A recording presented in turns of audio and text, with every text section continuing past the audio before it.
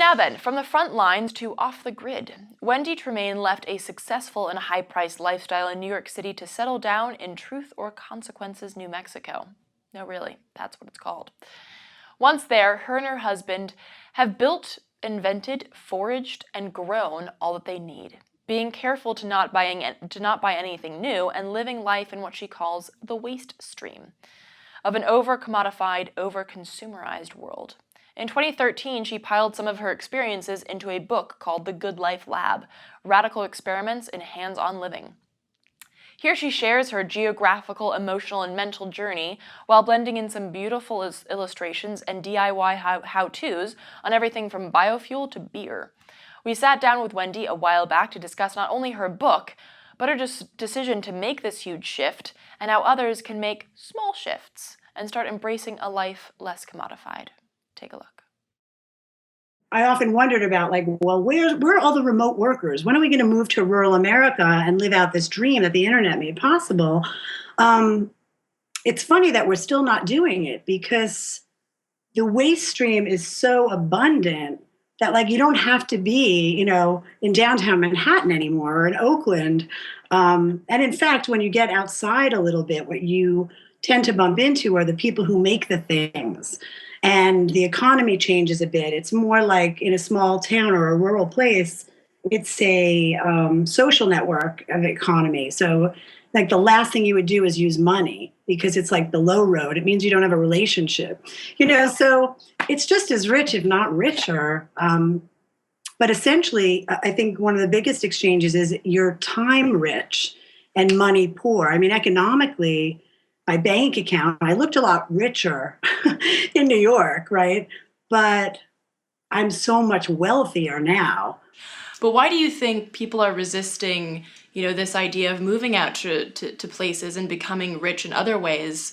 Even when you hear people in big cities, I lived in LA for 10 years and it was like, if I could just get out of the city for a while, that'd be really nice. But they don't. What do you think is stopping people from actually doing it like you did? I think it depends a little bit on age, but I think especially when you're younger, you feel like you're missing something.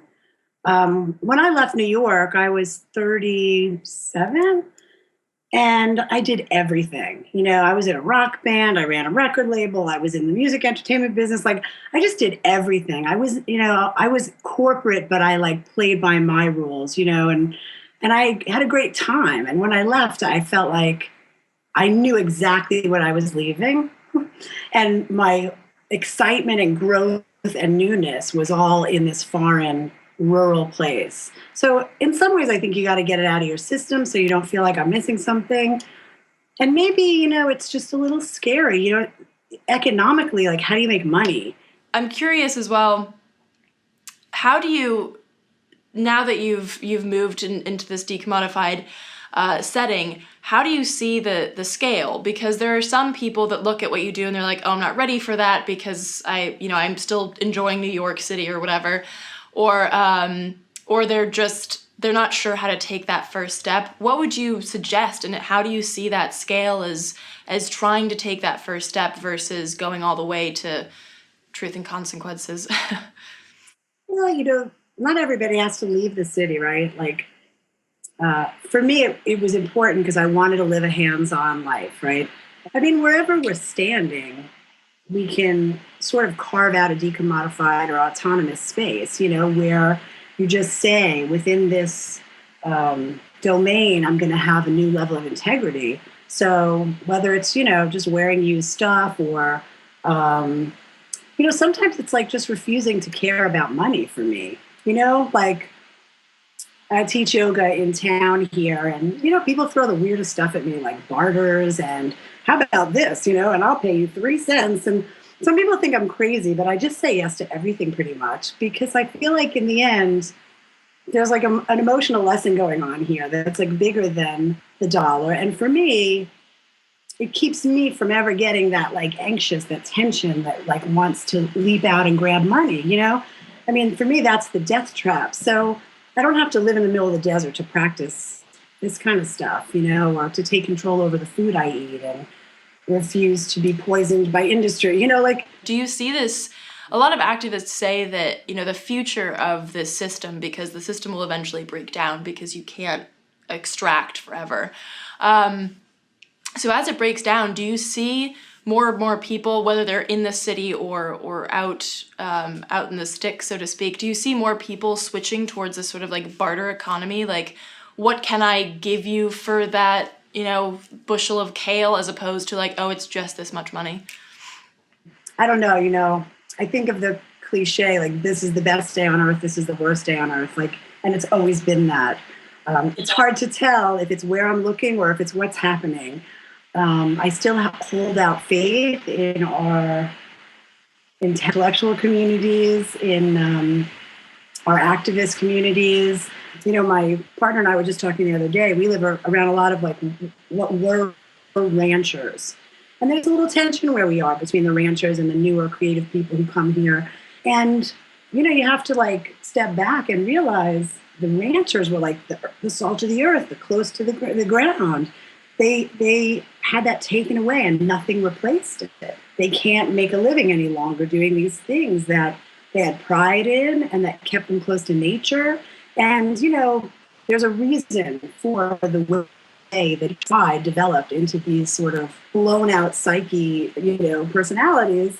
And in a sense, the answer to get us all back to the same place is the same. They would like micro, local, organic farming. They would get their quality of life back, right? And we wouldn't seem so different in view all of a sudden. And then the liberal progressives would get their organic food, and it wouldn't seem like entitlement. It would just seem like a match. And I think it's a real fertile ground for people to both learn to collectivize and make new economies, learn to reskill and actually live, and then also just get this clearer view of like reality. Like reality is messy and it goes up and down, and you don't have a job or a 9 to 5 clock, so you're just kind of like, wow, and you have to kind of reconcile all these habits and things and training, right? And it's real, and it makes it really interesting. And I think at the end of the day, it's like more important that we like live a real life than that we feel good. It's more stimulating to just like live. So yeah, that's my pitch for inexpensive rural America. Wendy's shift and comments on living so locally remind me of a Hedges quote from his latest book, Wages of Rebellion. Communities and communal organizations that manage to break free from the dominant culture will find a correlation between the amount of freedom they enjoy and the amount of independence they attain in a world where access to land, food, and water has become paramount. Such communities are our best hope for sustaining the intellectual and artistic traditions that define the heights of human culture and permit the common good. Yet another call to local focus and community care, while still acting on the global stage by defying capitalism and fighting for justice, freedom, and peace. If you're interested in hearing more about Wendy's move and perhaps learning how to make your own beer or biofuel, you can find her book on Amazon, or indeed perhaps somewhere in the waste stream.